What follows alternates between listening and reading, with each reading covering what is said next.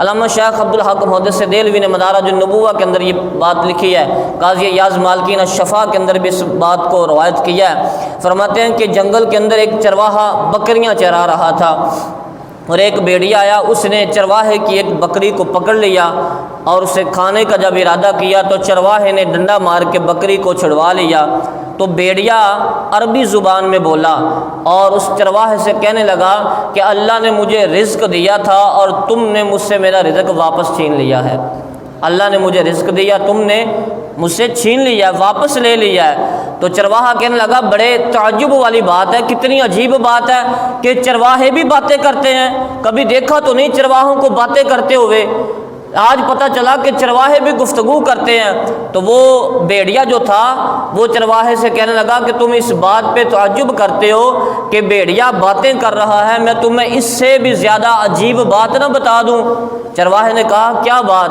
تو بھیڑیے نے کہا کہ یہ جو پہاڑی تمہیں نظر آ رہی ہے اس کے پیچھے مدینہ طیبہ کی سرزمین ہے، اور وہاں ایک نبی آیا ہے جو پہلے خبریں ہو چکی ہیں نا، ان کی خبریں بھی دے رہا ہے، جو ہونے والی ہیں ان کی خبریں بھی دے رہا ہے۔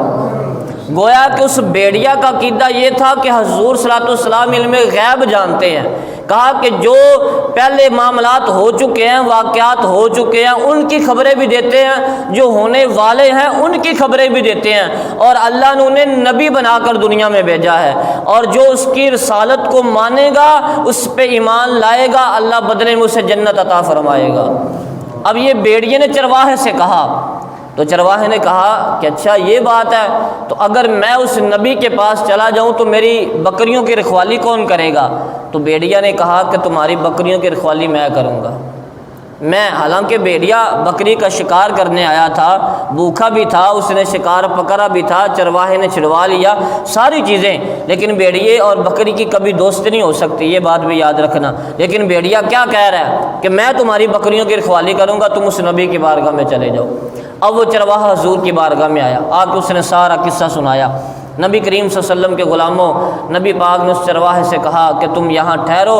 حضور نے اپنے خادم کو کہا کہ سارے لوگوں کو جمع کر کے لاؤ، لوگوں کو بلاؤ۔